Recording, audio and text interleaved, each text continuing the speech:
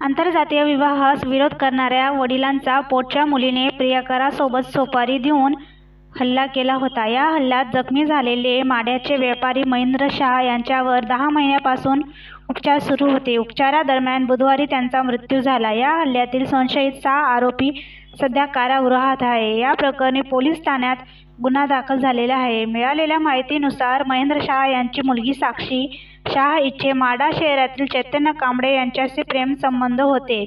हे प्रेमसंबंध आंतरजातीय असल्याने महेंद्र शाह यांचा लग्नाला विरोध होता.